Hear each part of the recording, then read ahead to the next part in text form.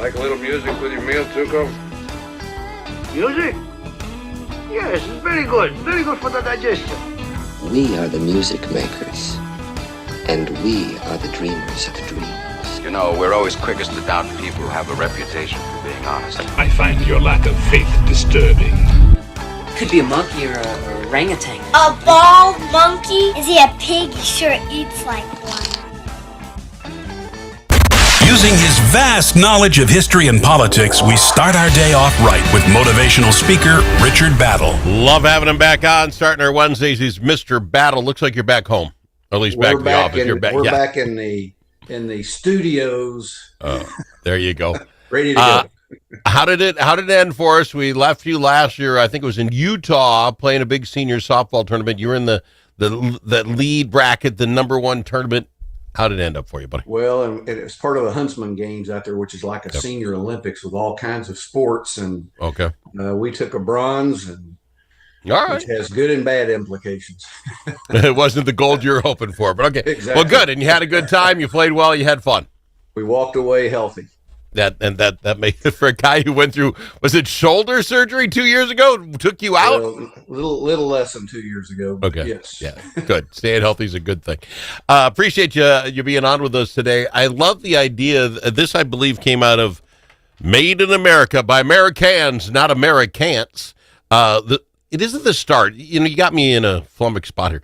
This isn't the start of it all because you have, I think, 6 books before this.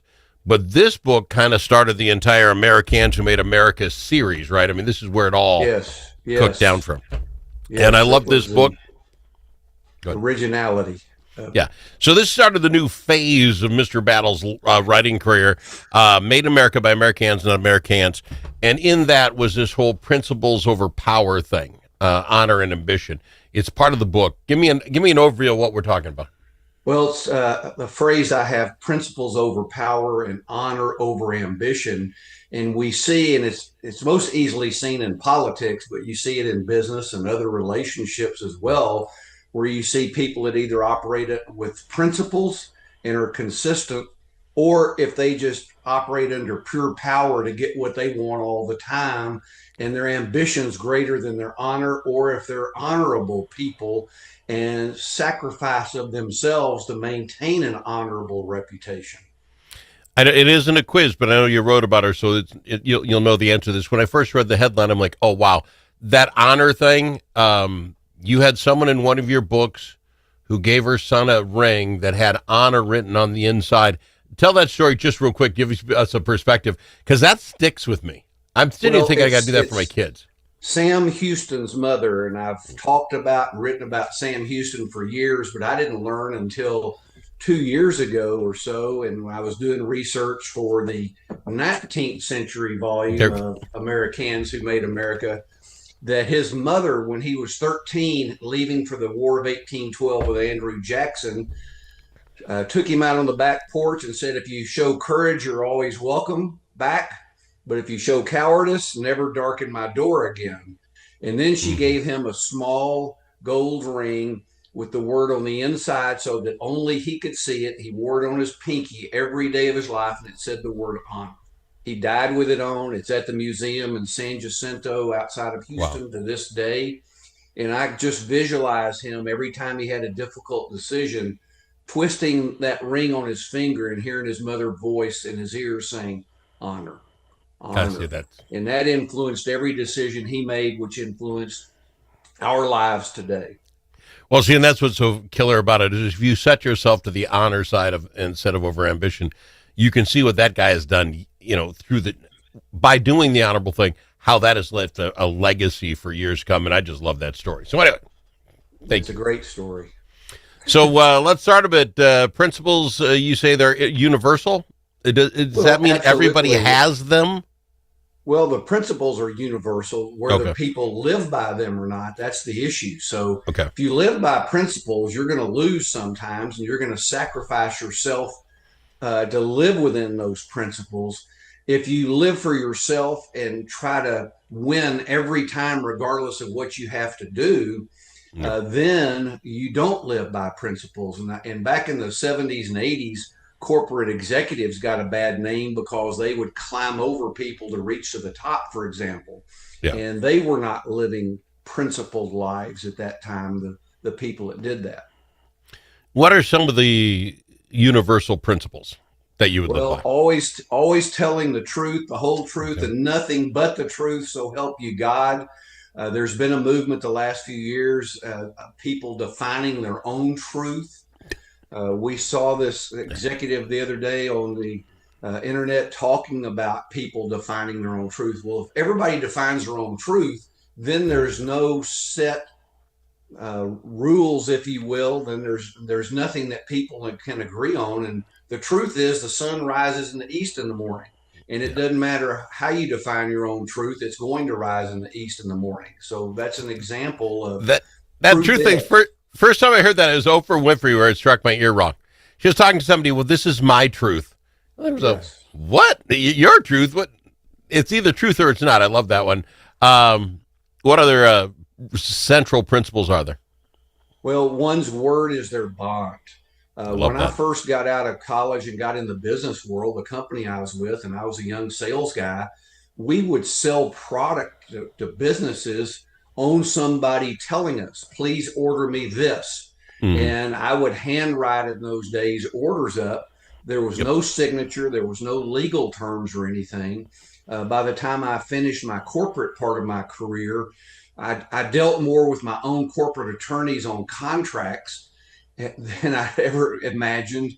And every contract for a deal, if you will, had to be written, and people reviewed terms and conditions, and which slowed everything down, cost more money. Whereas earlier, it was much easier doing business because you could trust somebody to do what they say they would do. If they said order it, they would pay for it and accept it. Yeah. That is so funny. Business has changed so much just in our lifetimes. We still hear this show. It's all handshake. I go meet somebody. You want these ads? You want this? And you know what? There you go. You've got it. If you don't like what you've got, you just let me know. We'll take it off. We do not have all those contracts because I just don't believe I want to deal with anybody who needs a 5-page contract. Put an ad on the radio. Not my deal. Well, and see, that's good. To me, I think that is a differentiator in business that can earn you more business, because people know if you're willing to do that, to trust them, they're more willing to trust you. I didn't get this when I was reading. Ethics based on societal standards? Well, ethics are telling the truth, doing what you say you do. I mean, that's part of the principles versus situational ethics. Okay. Situational ethics are you decide how you're going to behave based on the situation. And we see that a lot of time. We see it in some of the politics right now, where a politician will tell you they believe in one thing this year when they're in the majority. And then when they go in the minority, they believe the exact opposite because it harms their particular situation. And so that's a great example. And they do it with I can't believe they do it with an honest look on their face, because there's video evidence of them flip-flopping on issues based on the situation. There's something to holding you bring up the politicians and this flip-flopping, which is driving me nuts. Just with the continuing resolution, vote for, vote for. No, we can't. I don't want to get political with you, but it seems strange to me back in the day. I mean, you look at the people who signed the founding papers, right? They put everything on their line, their honor, their money, everything, and they did it because it was the right thing. Some lost their lives. I mean, this is what's going to happen. And in today's day and age, we literally have the internet. Everything these people say will come back to bite them. You can see the video of it last year, them saying something different, and yet there's no honor among it. It literally is, well, like you said, situational. Well, this works better for me this year. Last year I believe that, but this year I believe this. There's not an ounce of honor in any of that. Not an ounce. You don't stand for anything. There's no honor at all. And that's what's amazing. They believe that their constituents demand them to win at any cost. And so when you want to win at any cost, honor's the first thing to go out the window. Yeah, that's what it seems. There's a whole list of principles we're going to talk about. We'll do it on the other side. I've got him, Richard Battle. He wrote the book. You should have the book, Made in America by AmeriCANS, not AmeriCANS. Pick it up. We'll talk about how right after this.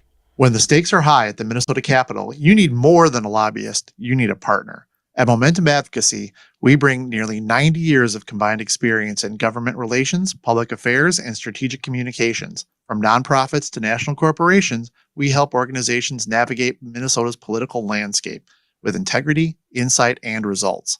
Whether you need legislative champions or headlines, Momentum Advocacy delivers. For more, visit momentum-advocacy.com. Momentum Advocacy, your friends at the Capitol. Think about it. Now that school's back in session, how are Minnesota students doing? Not very well. Minnesota ACT scores fell again last year and are the lowest they've been in 10 years. In fact, fewer than half of Minnesota students can either read or do math at grade level. Think about it. We used to brag about our schools. Now we're losing to states like Mississippi. Visit AmericanExperiment.org for more information. Think About It is brought to you by Center of the American Experiment, Minnesota's think tank.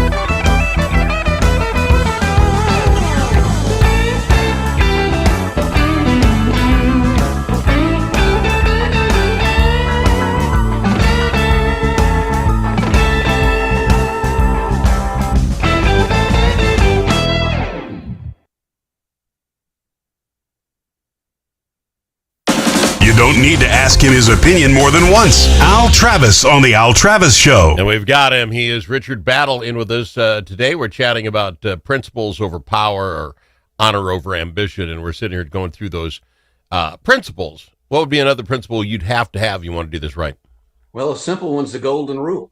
Do unto others as you would have them do unto you, but the people without principles, their belief is do unto others before they do unto you, if you will. Yeah. And so, again, it's a very every man for himself type situation and no rules versus the Marcus of Queensberry rules, if you go back to a boxing metaphor. There you go. A day's work, put in that day's work. What I know day's I read work that. For an honest day's pay. That used to be something that everyone believed in. But today we have people who will work for a day and try to do as little as possible for as much money as they can get, if you will, which is the exact opposite of the honorable thing to do. That is so funny. I remember as a child, a kid, my brother and I getting paid by the local dentist down the road to pull weeds out of his yard. And I don't, like $1 an hour or something. It was just this, and we worked our backsides off. Went home that day, and we had the backyard to do the next day. And my brother and I were whining because it was like, we got like $4 or $8, whatever, for the whole day. Well, we were just, but Dad looked at me and says, you got anybody else offering you a job? It's like, no. See you tomorrow. And we went right back. It's like, they got what they paid for, but anyway, that's what came to mind when you thought that. Like, they had $16 and couldn't stand upright again as a child. It was tough. Anyway. Your next one, I'm sorry. That's the story that came to mind. Your thoughts on servant leadership versus leading for self. And servant leadership is biblical before it was ever the term servant leadership. Yep. And so that's something that's really important, because people believe they're stewards, if you will. Steward leadership is another thing. They believe they have a responsibility to the other party to give them value and to manage and lead based on their benefit versus self-benefit. And we see it too often today where people lead based on their own benefit. And everybody's worked for somebody in business or seen somebody in business that's like that you just detest them because they're always out for themselves versus doing what's right for the business, for example, or for the other people. I love that. So management's the same way, right? Steward management. Yes. Okay. Examples. I love the Sam Houston one, the honoring. That to me just hits so. Do you have any other that come to mind that show that kind of service? Well, one, I think from the political world, you can go back to Harry S. Truman. And regardless of party, Harry S. Truman was an honorable guy. I mean, some of the people in his own party detested him because he was so honorable, if you will. He took responsibility when he said, the buck stops here. He'd been a business person. He'd been in the military. He lived in the real world, so he knew how that worked. And so when he went into politics, he lived with those honorable ethics that he lived with outside of politics. And that's why politicians, and the funniest ones, like I say, were the ones in his own party that didn't like him because he would not bend to be dishonorable. You got to love that cocktail party where Truman's there, everybody's having a time, he leaves, and the people behind, those that you say dislike him because he's, what do they say? I can't stand that guy. His word's good as gold. He's always doing the right thing. Is that what you say at a party? I can't handle that guy. He's too honest. Well, I think that's what they're thinking, whether they say it or not. And it's situation. They make the dishonest people look bad. When you stand amongst the dishonest people and you're honest, you make them look bad. And it's kind of like the guy who goes and does the extra work at his office that's not his responsibility. And somebody says, hey, why are you doing that? You're making me look bad. Well, the people that are worried about looking bad are the ones that are not putting out a day's worth of work for a day's pay, for example, and not living principled lives. You got to love it. Sir, I always love when you bring up these topics. This is one of the topics in Made in America by AmeriCANS, not AmeriCANS. Of course, we can only do so much justice with it here on the radio. But you can still get this volume, right? This isn't sold out. I can pick up one because you should. And it is the precursor to the Americans Who Made America series, both the 18th and 19th centuries that we've been discussing. How do I get them? Where do I get them? And I'm telling you, this is a gift opportunity. Gift this set to your school. I don't care. Kids need to read this stuff because I think 6th, 7th, 8th graders should be able to read it, and they'll learn stuff most of us haven't learned in school. Well, thank you. RichardBattle.com. All volumes are signed. If you'd like one inscribed for gift, which is real popular, email me, Richard@RichardBattle.com. After you order, we're happy to do that. Holidays start next week. There we go. And all 12 volumes are available at Amazon, including 11 in Kindle and 8 in audio version as well. Oh, you want to be that superstar in your block? Hand out Richard Battle's books for Halloween. Oh, wow. I like the way you think. The dentist I was talking about handing out toothbrushes. Everybody knew you're going to get a toothbrush. I got to fly. Mr. Battle, love having you on, my friend. We'll do it next week. Thank you. God bless America. If it's your turn to host a game, Grandpa's Barbecue suggests you try